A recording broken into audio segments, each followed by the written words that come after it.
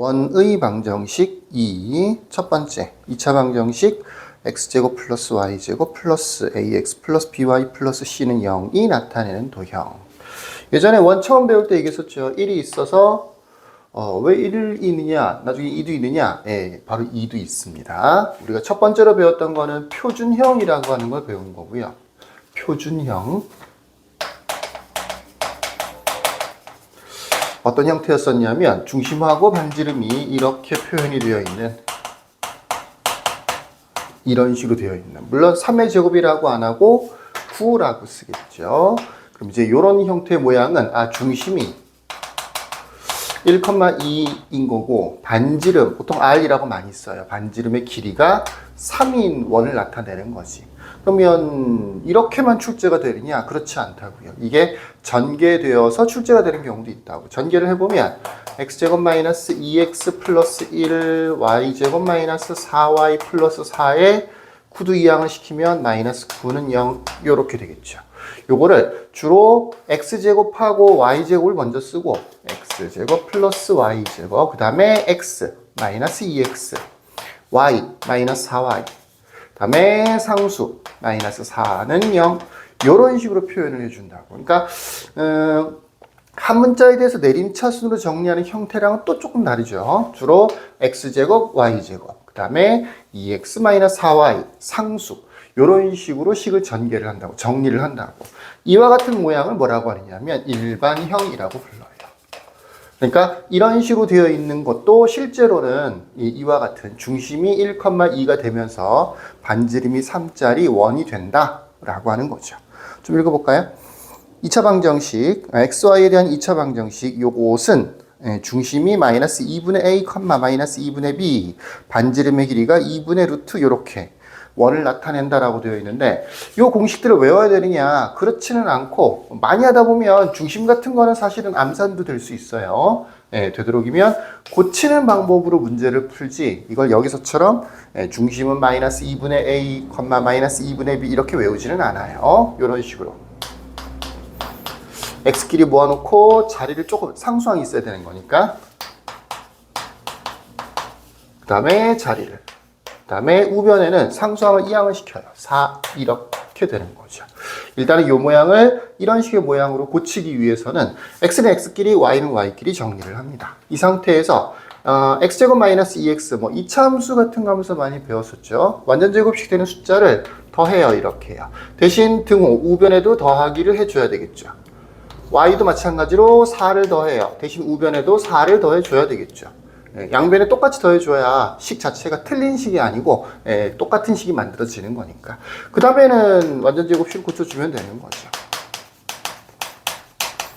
자, 거기 있는 중심의 좌표, 그 다음에 반지름의 길이 이런 것들을 공식으로 외우는 거냐? 꼭 그런 건 아니고 대체로는 이렇게 전개되어 있는 식은 아무래도 원에서는 중심하고 반지름이 중요하다 보니까 되도록이면 이렇게 고쳐서 뭐 문자가 포함되어 있을 때도 마찬가지예요. 고쳐서 요와 같은 일반형에서 표준형의 형태로 고쳐놓고 그 다음에 이제 중심을 찾으면 되는 거죠. 지금까지 배웠던 거랑 똑같이 1,2가 되고 반지름의 길이는 3이 된다 이런 거를 체크할 수가 있다라는 얘기입니다.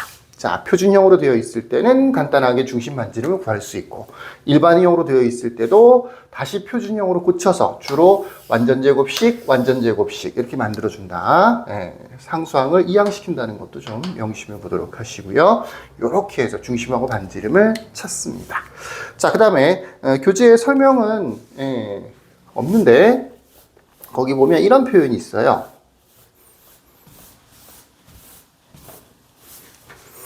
이런 표현. x제곱 플러스 y제곱 플러스 ax 플러스 by 플러스 c는 0이라고 해놓고 뒤에 괄호 열고 뭐라고 되어 있냐면 a제곱 플러스 b제곱 a제곱 플러스 b제곱 마이너스 4c가 0보다 크다라고 하는 조건이 있어요. 요거를 보통 뭐라고 부르냐면 원이 될 조건이라고 하는데 원이 될 조건. 무작정 이렇게 x제곱 플러스 y제곱 플러스 뭐 2x 플러스 4y 플러스 2는 0 이렇게 만들면 원이 돼요. 근데 이거를 아예 그냥 아무 생각 없이 플러스 9는 0 이렇게 만들었어. 이런 원이 안 돼요. 무슨 차이가 있느냐? 아까 좀 전에 내가 여기가 5였을 때는 원이 된다. 5가 아니고 1이었었나요? 예, 1이었을 때는 원이 된다라고 했는데 여기를 9라고 바꾸면 원이 안 돼요. 왜 원이 안 되는지를 좀 볼게요. 조금 전에 했던 것처럼 표준형으로 고쳐보죠. 그 다음에 마이너스 9가 되겠죠. 상수항이 이렇게 이항이 된 거야. 완전제곱식을 만들 때 필요한 게 1하고 4죠. 그래서 우변에도 똑같이 5를 더해줘야 되는 거죠. 이쪽 부분은 별 문제 없어. x 플러스 1의 제곱, y 플러스 2의 제곱이 될 텐데 이쪽 부분이 문제가 되는 거야. 이쪽 부분이 마이너스 4가 된단 말이야. 뭐가 문제인 거냐? 마이너스 4라는 게 문제인 거야. 마이너스 4. 이 자리가 원래 누구 자리냐면 r 제곱한 자리란 말이야. r 제곱. 또 상식적으로 생각해봐도 제곱 플러스 제곱이 음수가 나온다. 이건 말이 안 되는 거잖아. 그쵸? 예, 그래서 요거는 실제로는 존재하지 않는 도형이 돼버리는 거예요. 요 등식을 만족시켜주는 x값, y값이 존재하지 않는단 말이야. 그러니까 요거는 원이 안 된다라고 하는 거죠. 그래서 가끔 어떻게 출제가 되느냐면 문자를 집어넣어요. 이렇게. A. 이렇게 문자를 집어넣고 얘가 원이 될 조건을 구하세요. 원이 되려면 A값의 범위를 구하세요. 이런 식으로 출제가 될 수 있어. 그때 사용되는 공식이 원이 될 조건 바로 요겁니다. A제곱 플러스 B제곱 마이너스 4C가 0보다 크다라고 하는 거죠. 물론 이걸 공식으로 외우느냐 그래도 되죠. 이걸 공식으로 외워줘도 되고 우리는 보통 원이 될 조건을 어떻게 외우느냐 필기를 하나 하고 외우도록 합시다. 원이 될 조건. x제곱, y제곱이 있고 xy가 있고 상수항이 있는데 뭐 그 중에 x는 없어도 되고요. y도 없어도 돼요. 상수항도 없어도 돼요. 뭐 다 없으면 좀 문제가 되는 거겠지만 어쨌든 x제곱, y제곱은 있어야 되고 나머지 이런 것들 중에서는 선별적으로 몇 개 정도가 있으면 됩니다. 저렇게 2차 방정식 형태가 원이 될 조건이 있어요. 그게 뭐냐? r제곱을 찾아요. 그러니까 표준형으로 고친다는 얘기야. 뭐 문자가 섞여있든 뭐든 간에 표준형으로 고쳐줄 수가 있거든요. 표준형으로 고쳤을 때 이 우변에 만들어지는 이 r제곱 얘가 0보다 크다라고 r이 아니고 r제곱이 0보다 크다라고 하면 돼요. r을 굳이 구할 필요도 없어.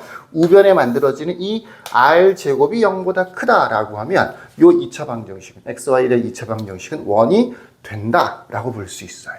원이 될 조건. 요게 요거랑 똑같은 말이다 라고 알아두시면 되겠습니다. 이걸 외워도 되고요.